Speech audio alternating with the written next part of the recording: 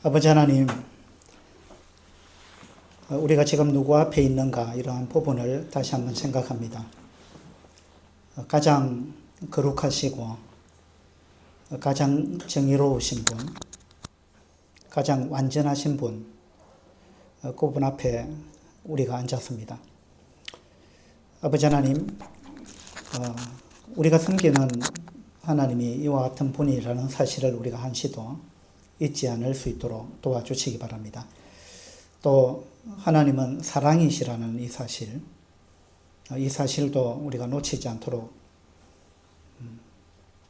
해주시고, 하나님은 긍휼이 많으시고 은혜가 많으신 분, 또 관용이 많으신 분이라는 사실도 우리가 놓치지 않을 수 있도록 도와주시기 바랍니다. 우리가 하나님 말씀을 교제하게 될 때 두려운 마음이 있습니다. 우리는 부분적으로 알기 때문에 그렇습니다. 아버지 하나님, 이 시간 온전히 주장하셔서 하나님 말씀이 올바로 전해질 수 있도록 해주시기를 바랍니다. 주님 의지하며 우리 주 예수 그리스도 이름으로 기도드립니다. 아멘.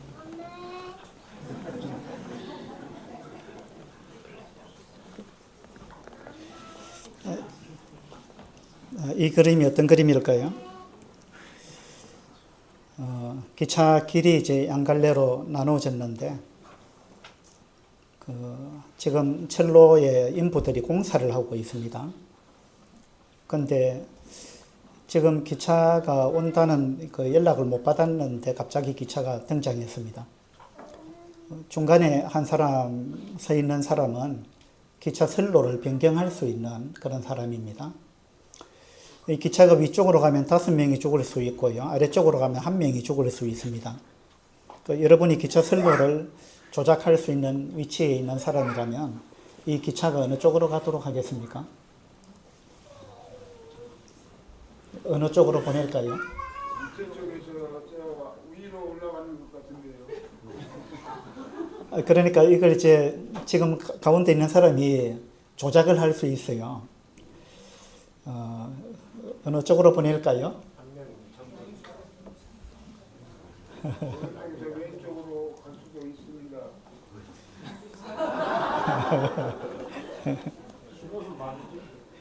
어느 쪽으로 보내는 것이 잘하는 것일까요? 가운데. 가운데로 가면 탈선하는데요. 대부분 아마 한 사람을 희생하는 게 옳을 거다, 그렇게 생각할 겁니다. 근데 여기 관한 정보를 한 가지 더 드리면, 5명이 있는 쪽은요, 그 5명이 어떤 사람이냐면 흉악범들이에요. 범죄자들입니다. 근데 밑에 쪽에 있는 한 사람은 저 선로를 조작할 수 있는 사람의 가족이에요.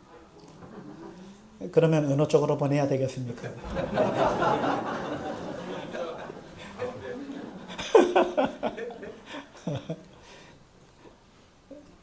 난감하죠.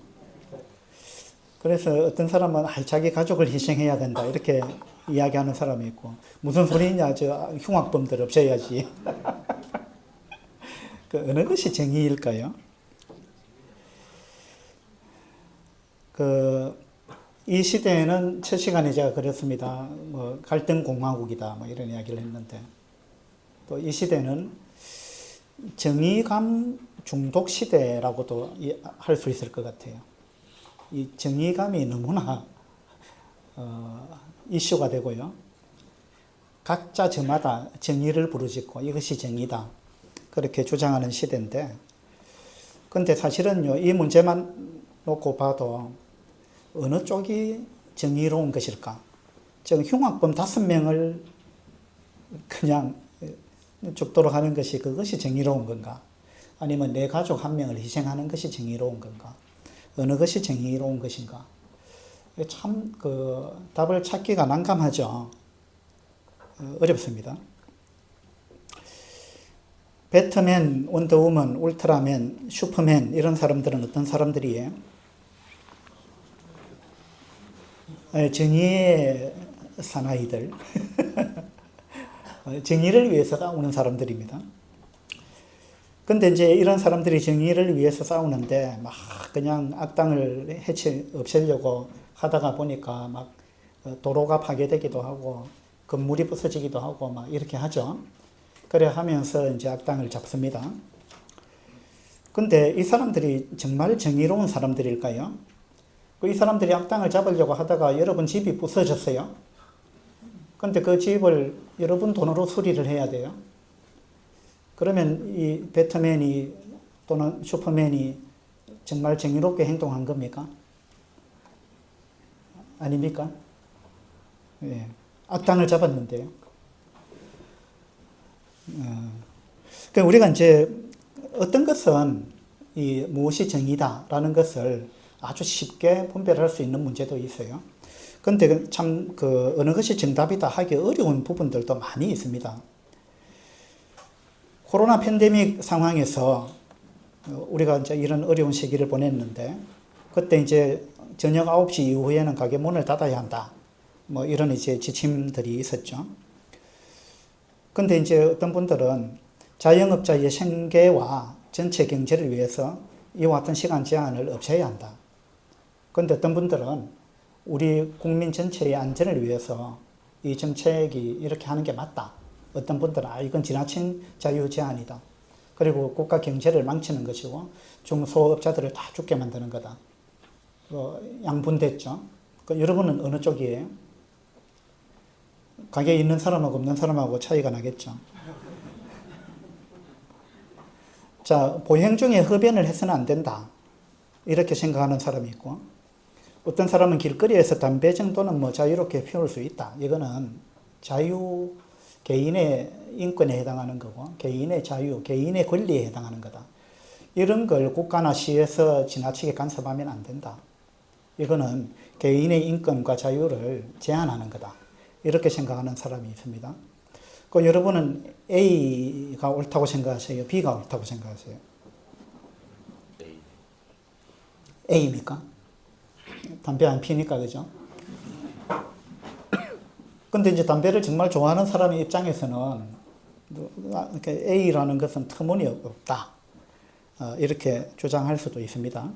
C라는 사람은요, 보행 중에 흡연을 해서는 안 된다라는 신념을 갖고 있는데, 그러나 다른 사람에게 피해가 가지 않는 상황이면은 상관해서는 안 된다. 이렇게 생각합니다. 여러분은 어느 쪽이에요? 2018년도에 우리나라에 고소고발 사건이 얼마나 있었느냐 하면요.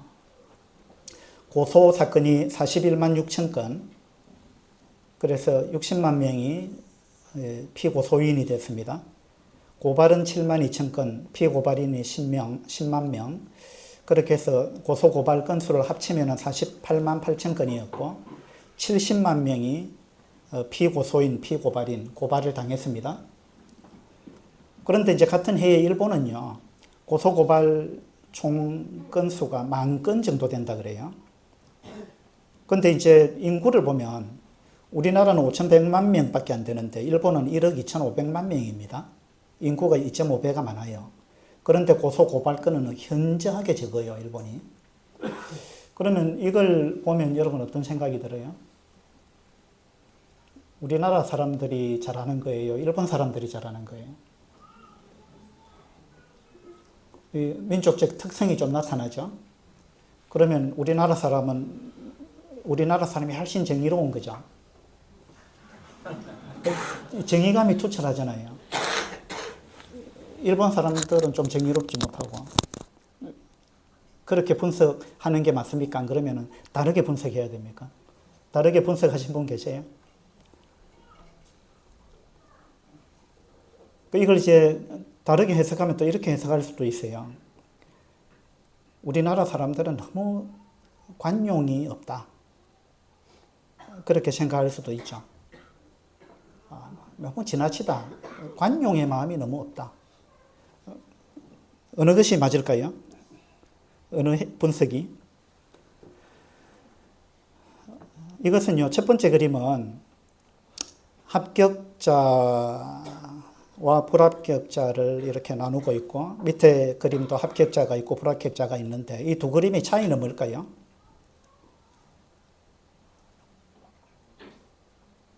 첫 번째 그림은 이분법적인 사고방식입니다. 그죠?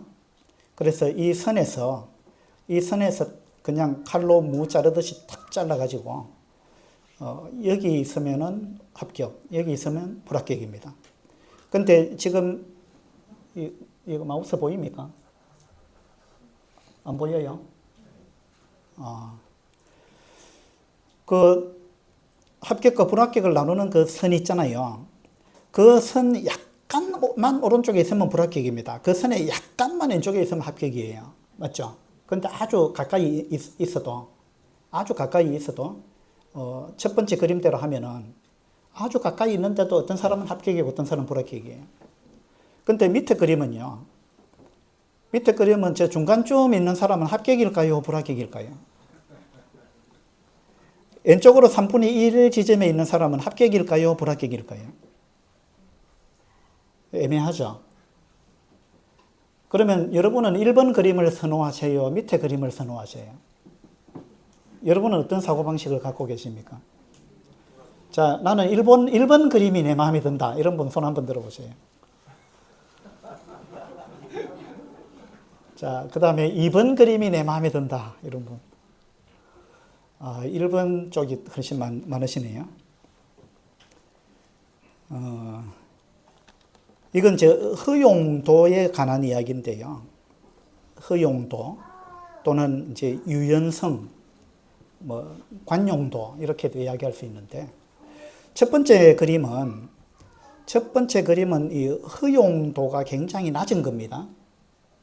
그 허용도, 그러니까 어떤 문제에 대해서 그것을 허용해주는 그 어떤 그 범위, 이런 부분은 굉장히 좁다는 거예요.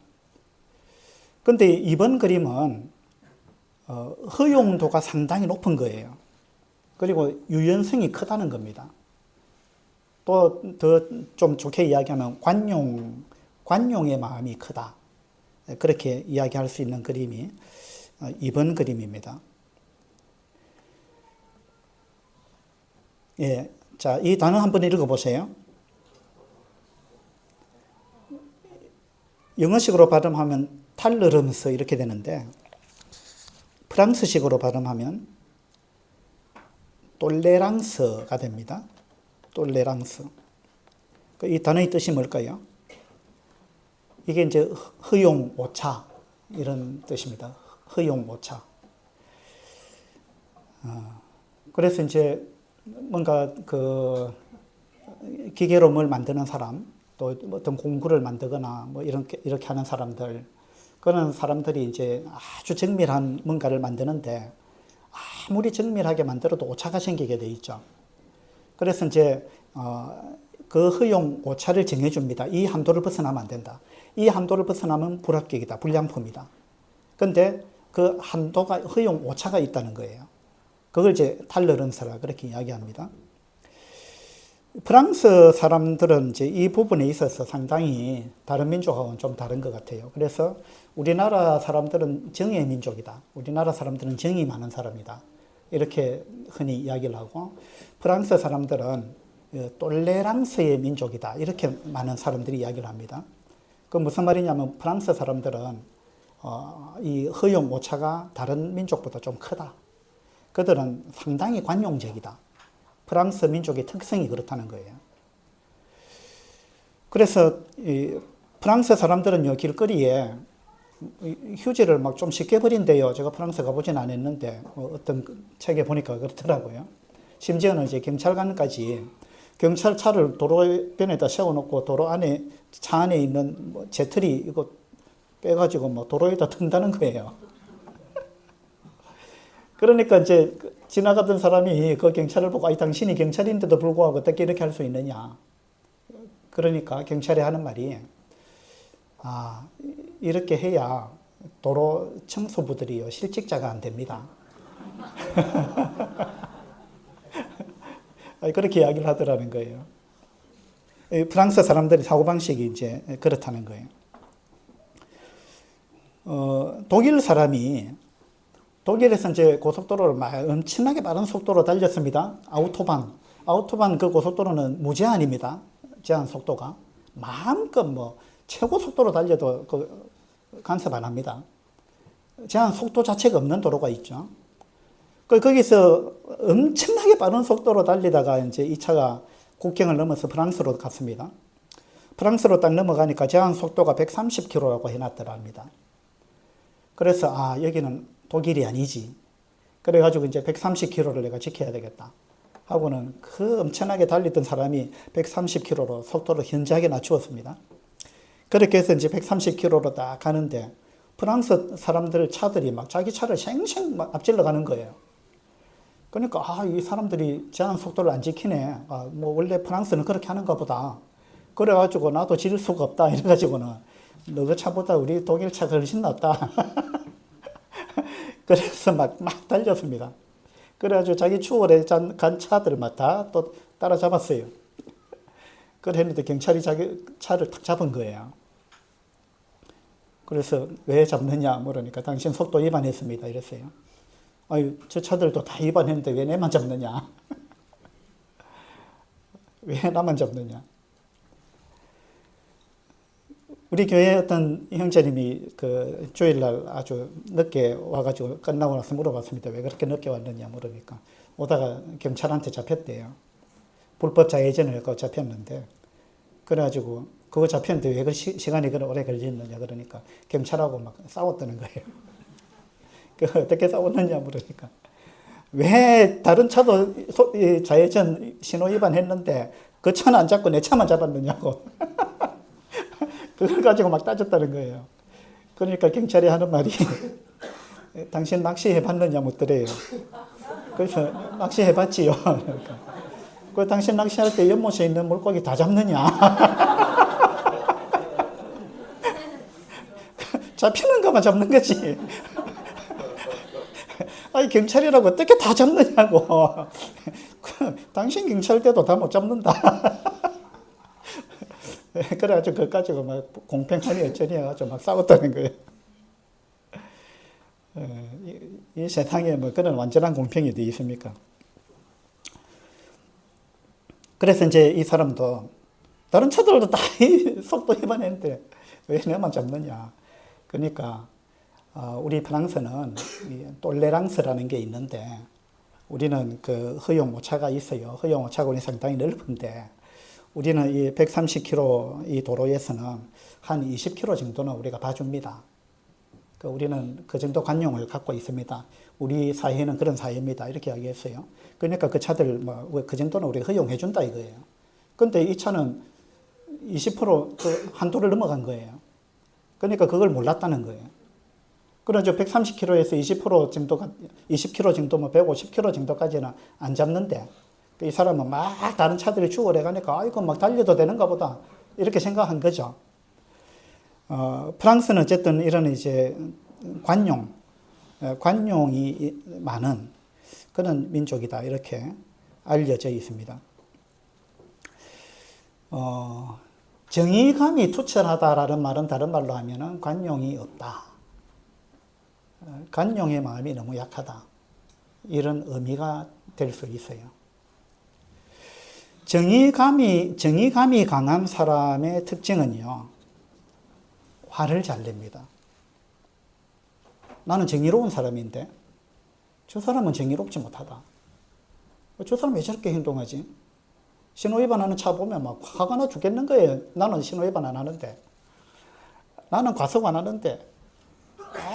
차가 막, 자기를 막 엄청난 속도로 이렇게 추월해 가는 차를 보면 막 화가 나는 거예요. 여러분 추월해 가는 차 보면 화납니까? 그런 분들 많이 계시더라고요. 추월해 가는 차 그냥 놔두지 뭐 그거 갖고 그 열을 받는지 모르겠어요. 그러니까 왜 정의롭지 못하냐 이거예요. 왜 법을 안 지키느냐. 나는 지키는데. 근데 뭐 100% 지킵니까 우리 누군들. 왜 끼어드느냐고. 자기는 안 끼어듭니까? 운전하다 보면 다 끼어들게 돼 있지. 안 그래요? 그래서 정의감이 강한 거, 물론 정의감이 있어야 되죠. 근데 정의감이 지나치게 강하면은요, 그 사람은 늘 그냥 화가 차 있어요. 마음속에. 왜? 나는 정의로운데 다른 사람들 정의롭지 못한 것 같으니까. 그래서 막 화가 차 있는 경우가 많습니다. 요나서 4장을 한번 보도록 합시다.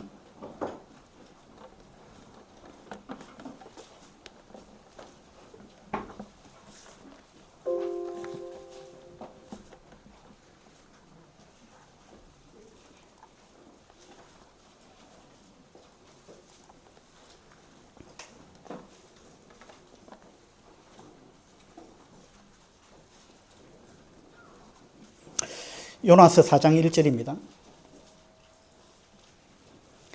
요나가 매우 싫어하고 성내며 여호와께 기도하여 이르되. 자, 요나가 매우 싫어했습니다. 그리고 성을 냈습니다. 누구한테 성을 낸 거예요? 요나가 지금 하나님 앞에서요, 자기의 감정을 불쾌한 감정을 막 드러냈습니다. 화를 냈는데 매우 싫어하고, 그냥 보통 싫어한 게 아닙니다. 매우 싫어하고 화를 냈습니다. 뭘 싫어한 거예요?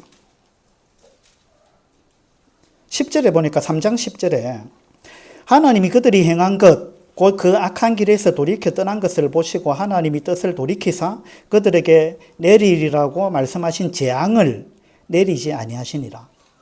하나님이 니느웨 성에 재앙을 내리지 아니하니까 요나가요 매우 싫어했습니다.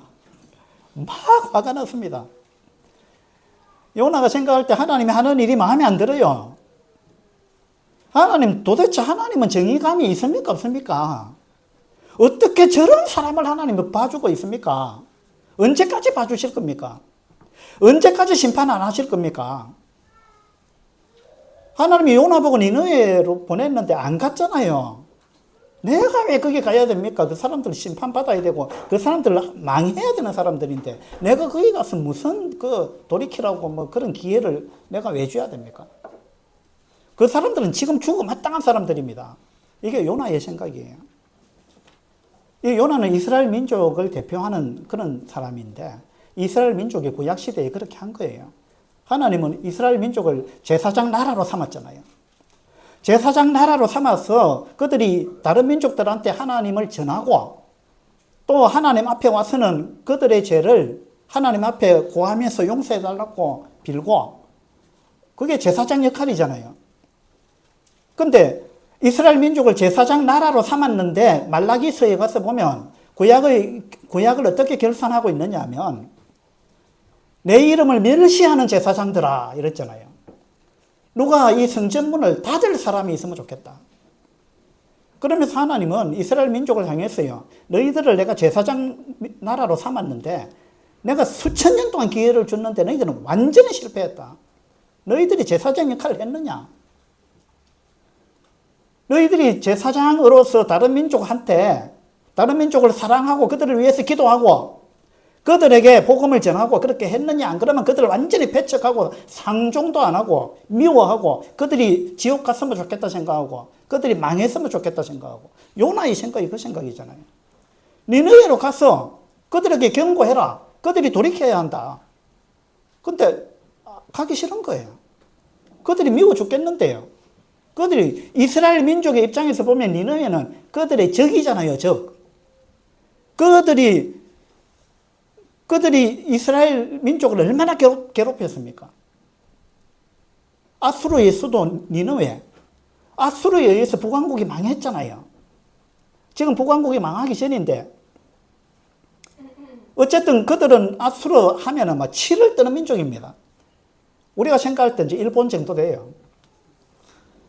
그래서 태풍이 오면 일본으로 다 가면 좋겠죠. 우리는 그런 좀 왜곡된 생각을 우리가 갖고 있는 거예요. 요나가 그랬습니다. 그래서 요나는 니느웨 성이 심판을 받아서 망하는 꼴을 보고 싶은데 하나님이 참아준 겁니다. 하나님이 돌이켰어요. 그래가지고 재앙을 내리지 아니했습니다. 요나는 엄청나게 화가 났습니다. 정의감이 투철한 사람은 이 요나처럼 이렇게 화를 내기가 쉽습니다. 마음속에 항상 분노가 차 있는 거예요. 하나님이 기뻐하실까요? 하나님이 이 요나를 기뻐하실까요? 그러면 요나는 정의감이 투철하고 하나님은 정의감이 없는 분입니까? 어떻게 생각하세요? 하나님하고 요나하고 좀 바뀌어야 될 것 같습니까? 요나가 하나님이 되고. 왜 요나가 지금 얼마나 교만해 있어요? 하나님이 하시는 일이 마음에 안 드는 거예요. 요나가 만약에 하나님이었다면요, 이 세상 사람들 다 죽었을 거예요. 요나 혼자 살고. 요나가 하나님이었다면 안 그렇겠어요? 여러분이 하나님이었더라도 그럴 수 있어요. 뭐 그런 영화도 있던데.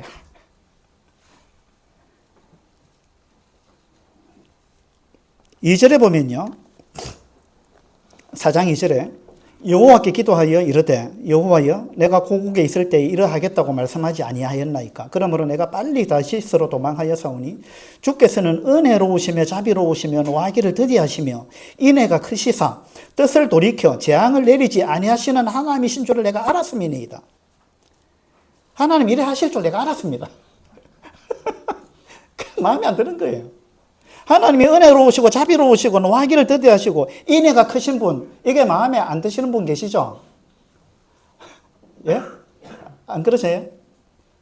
이게 마음에 안 드시는 분은요, 하나님 왜 그렇게 오래 참으시는지 모르겠다. 마음에 안 든다. 근데 그것을 그렇게 말하는 분 자신한테 적용하면요, 여러분 아마 태어나서 얼마 못 살았을 거예요. 그렇게 생각 안 합니까? 3절에 보니까 여호와여 원하건대 이제 내 생명을 거두어 가소서. 사는 것보다 죽는 것이 내게 나음이니이다.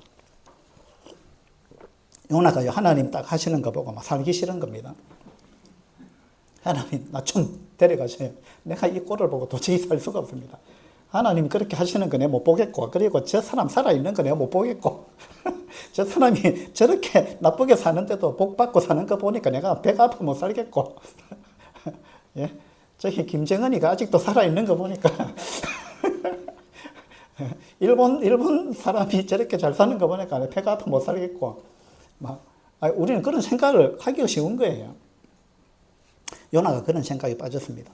4절에 보니까요, 여호와께서 이르시되 네가 성내는 것이 옳으냐? 너 왜 성을 내느냐?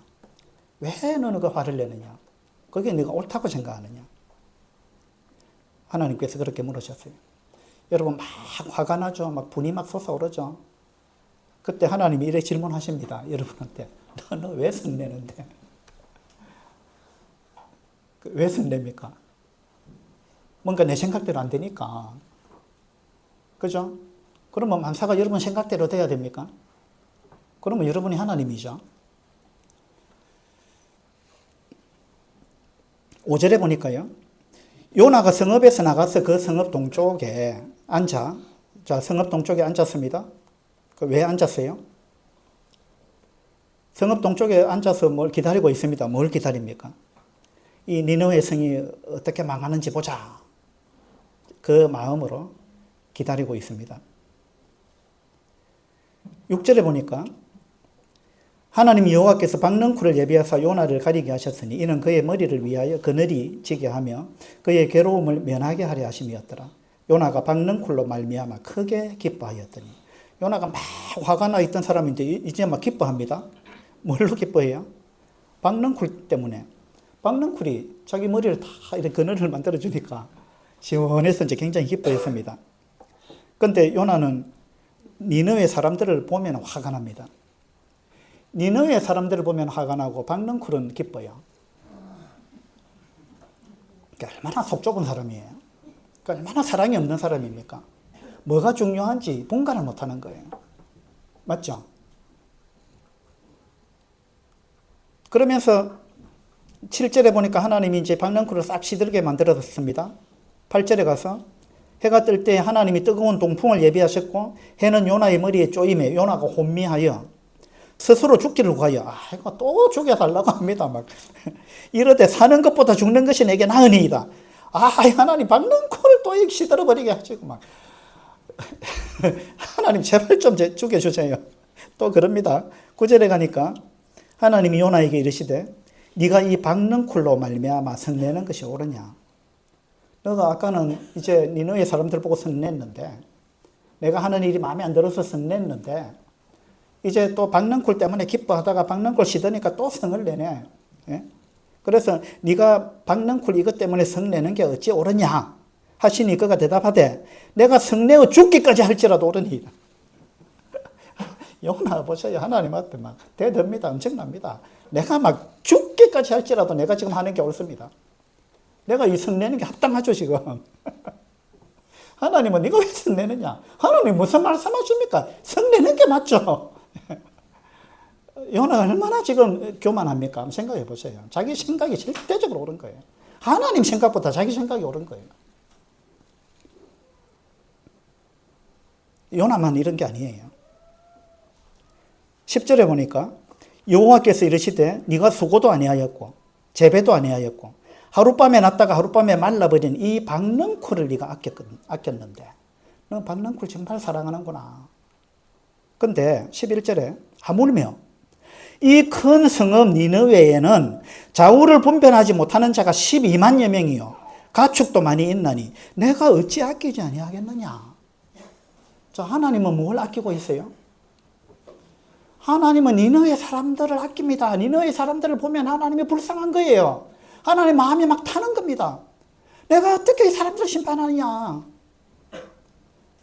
내가 어떻게 이 사람을 불쌍히 여기지 않겠느냐. 이 박능쿨하고 니느웨 사람들하고 다르지 않느냐. 인간의 존엄성을 하나님은 아는 겁니다. 하나님은 인간을 하나님의 형상대로 만드셨잖아요. 인간만큼 가치 있는 존재가 없잖아요, 이 세상에. 하나님은 인간을 너무 귀하게 보는 겁니다. 그 사람이 뭘 잘못했다 할지라도, 그 사람이 내 의견과 다르다 할지라도, 그 사람이 심각한 죄를 지었다 할지라도 하나님은 그 사람을 사랑하고 있어요. 그래서 하나님은 자기 아들의 생명까지 내놓고 그 사람을 건지고 그 사람이 지옥 안 가기를 원하는 거고 그 사람이 잘 되기를 원하는 거고 그 사람이 행복하기를 원하는 거고 하나님 이런 마음으로 불타는 사람 분이잖아요. 요나는 어때요? 요나는 관심 없습니다. 요나는 박능쿨은 기뻐하지만 박능쿨의 생명은 에는 관심이 있지만 하나님의 형상을 닮은 사람한테는 관심이 없어요. 왜? 잘못하는 사람이니까. 나쁜 사람이니까. 자기만 옳은 거예요. 얼마나 잘못된 사고방식이 좀 빠져 있는 거예요. 어쩌면 우리가 요나처럼 살고 있는지도 몰라요. 하나님의 관심과 우리의 관심 너무 다른 거예요. 하나님은 니느웨 사람들 너무 아꼈습니다. 그들이 엄청나게 잘못하고 있었지만. 그래서 우리가 구원받은 거 아니에요. 우리도 마찬가지입니다. 우리가 뭐 니느웨 사람들보다 뭐가 얼마나 나은 거예요. 50보 100보잖아요. 똑같은 거잖아요. 하나님이 나를 그렇게 사랑하셨기 때문에 내가 구원받았던 거 이거는 모르고 나하고 좀 다르다고 해가지고 막 너무 우리는 그냥 정죄하고 막 심판하고 막 미워하고 이런 생각들을 가지기 쉽다는 거예요. 막 그냥 내 마음이 막 불편하고 막 화가 차 있고 요나처럼 우리가 그렇게 살고 있는지 모른다는 거예요. 정의감이 너무 강하게 되면요. 늘 이 화를 갖고 삽니다. 그 다음에 정의감이 너무 강한 사람은요. 바른 말을 잘해요. 그죠? 바른 말 잘하는 사람이 있어요. 나는 막 바른 말밖에 못한다고. 그 바른 말 하고 나면 자기는 속이 시원한지 몰라요. 근데 그 바른 말 듣고 나서 막 끙끙 앓으면서 잠을 못 자는 사람이 있거든요. 안 그래요? 그 바른 말 해놓고 나는 정직한 사람이다고. 그럼 뭐가 잘하는 거예요?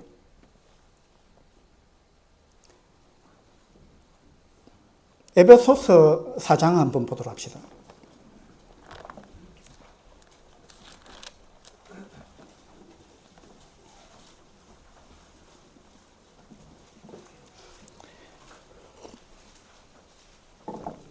에베소서 4장 15절입니다. 15절.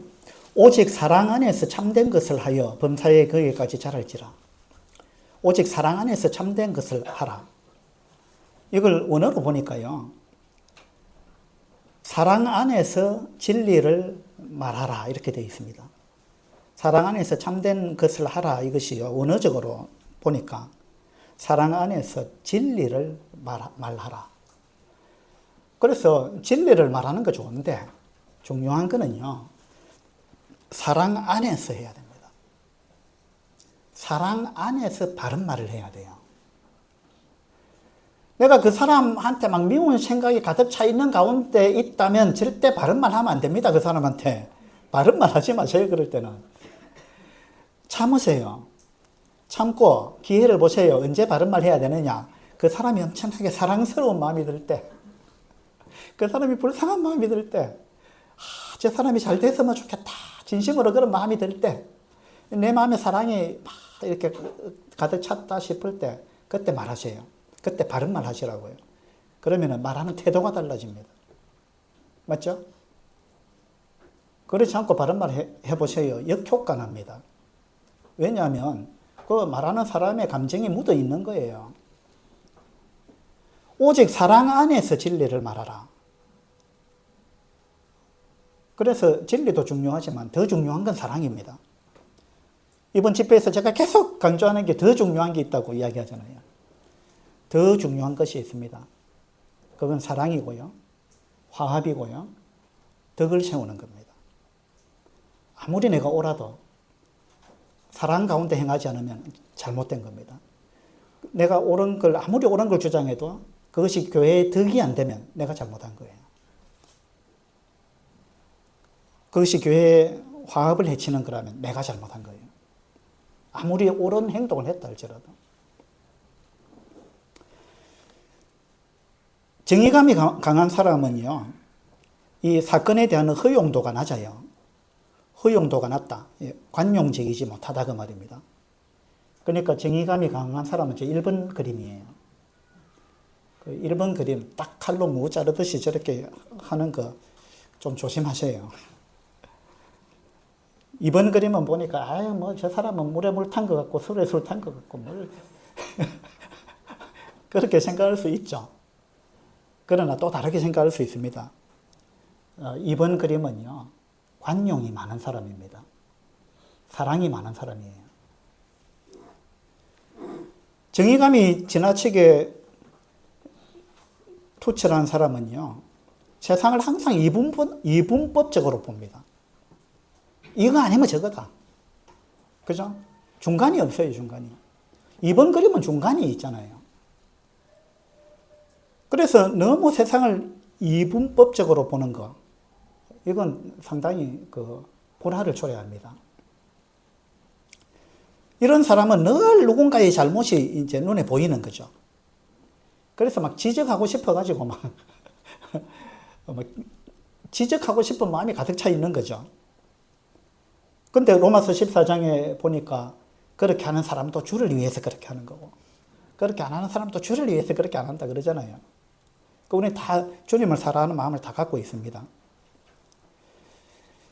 빌립보서 4장을 한번 보도록 합시다.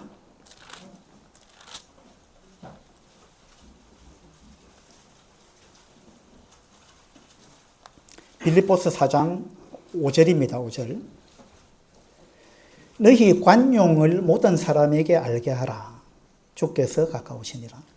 너희 관용, 톨레랑스. 너희 관용을 모든 사람에게 알게 하라. 자, 좀 관용이 있는 사람이 되라. 좀 너그러운 사람이 되라. 허용도가 넓은 사람이 되라. 이분법적으로 그렇게 너무 살지 말고 좀 중간지대도 많이 두고 마음을 넓혀가지고 그렇게 관용이 있는 사람이 되라. 그렇게 이야기합니다. 빌립보 교회를 향해서 왜 이렇게 이야기합니까? 빌립보 교회는 다툼이 있었잖아요. 빌립보서를 보면 계속 기뻐하라, 기뻐하라 이런 단어가 계속 나옵니다. 왜 자꾸 기뻐하라는 거예요? 빌립보 교회가 기쁨을 잃어버린 거예요. 왜 기쁨을 잃어버렸습니까? 다툼이 있었거든요. 그래서 바울은 계속 기뻐하라, 기뻐하라. 그러면서 마지막으로 좀 관용을 가져라, 관용. 너희 관용을 좀 나타내라. 너희 관용을 사람들한테 알게 해라. 어떤 사람한테? 모든 사람에게. 그러니까 모든 사람에게 알게 하라 이 말은 엄청나게 그 마음을 넓혀가지고 누가 너를 보더라도 야, 저 사람은 진짜 관용이 많은 사람이다. 누가 보더라도 그렇게 느낄 정도로 그렇게 마음을 좀 넓혀라. 그래서 너희 관용을 모든 사람한테 좀 나타내라. 모든 사람한테. 최대한 좀 관용이 있는 사람이 되라. 그 이야기를 지금 하고 있는 거예요. 여러분은 관용이 좀 있다고 생각하세요? 없다고 생각하세요?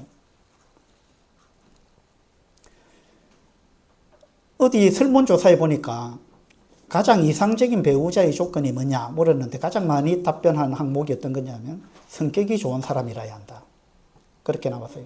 71%가. 누가 배우자로서 좋으냐? 성격이 좋은 사람. 성격. 성격이 좋다 이 말이 무슨 말입니까? 이거 아니면 저거 주관이 분명하다 그 말입니까? 성격이 좋다는 말이 어떤 말이에요?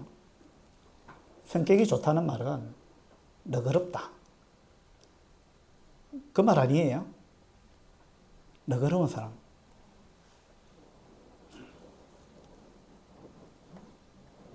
저는 그 썰개를 떼냈는데 썰개 없는 놈이에요 제가. 설계 딱 떼내고 나니까 우리 자매가 하는 말이 당신 설계 뗐는데 이제 설계 없는 사람처럼 좀 살아라 이러더라고요. 그러니까 제가 이제 설계 없는 사람처럼 안 살았다 그 말이잖아요. 이러면 설계 다 있죠. 근데 제가 그 이야기를 듣고 내가 안 그랬구나 싶어가지고 진짜 설계 없는 놈처럼 좀 살아봐야 되겠다 생각은 했습니다. 근데 잘 안 되더라고요. 여전히 이제 우리 자매는 그런 기대를 갖고 있을 거예요. 당신 좀 쓸개 없는 사람처럼 살면 좋겠다. 저는 좀, 뭐라 그럽니까. 저는 좀, 완벽주의 기질이 있어요. 어려서부터 그랬는데, 근데 중학생 때 제가 그걸 깨달았어요. 아, 내가 완벽주의 기질이 있구나. 그래서 중학생 때부터 저는 그걸 고치려고 노력을 했습니다. 그래서 대충 하자 대충. 너무 완벽하게 하려고 하면 안 돼.